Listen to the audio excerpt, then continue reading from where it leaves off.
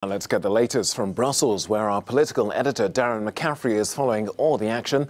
Darren, what should we be looking out for today?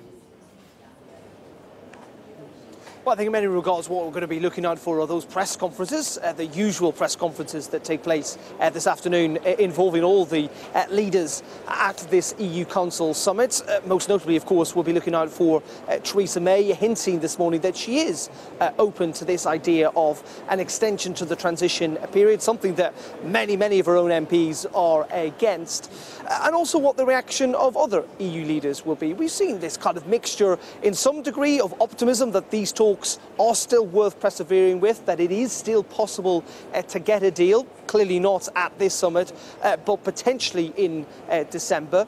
But clearly there is still that gap, particularly on this issue, Totes, of the Irish border.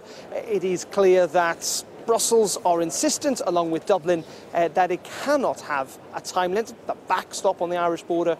The British government don't seem to have moved terribly much on that. But then again, given Theresa May's domestic position, it's quite difficult to see where her wriggle room actually can come from. So how might a longer transition period go down in Britain?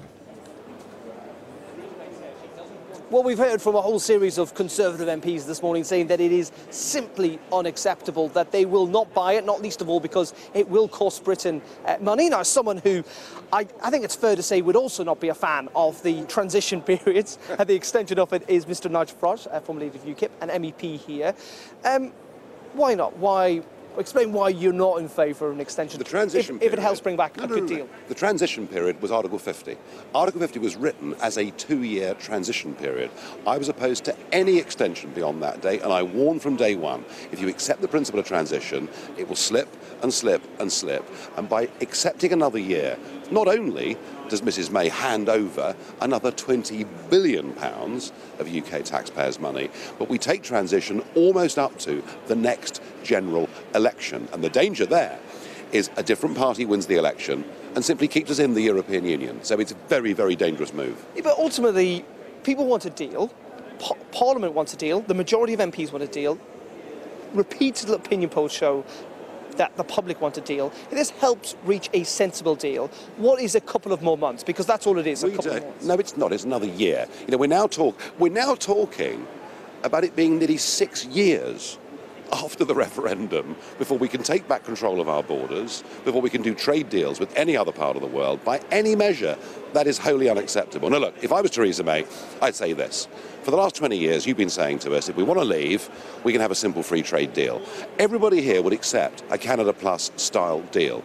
Let's go for Canada Plus. Let's put it on the table. Let's tell the European Union they've got 2 months to work out whether they want it. Let's find solutions to the Irish border, although frankly, if there's no tariff being charged, what's the issue?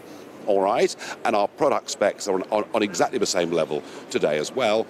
And if not, we are leaving on March the 30th on World Trade Organization rules. Now that would be being loyal to Brexit.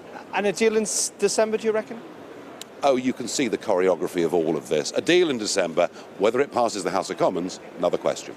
Indeed, and that's, I think, where the main narrative is here, Totes, that the expectation is that there could well be a deal in December, but then it comes down to, of course, whether that deal that's signed here will pass in London's Westminster Parliament.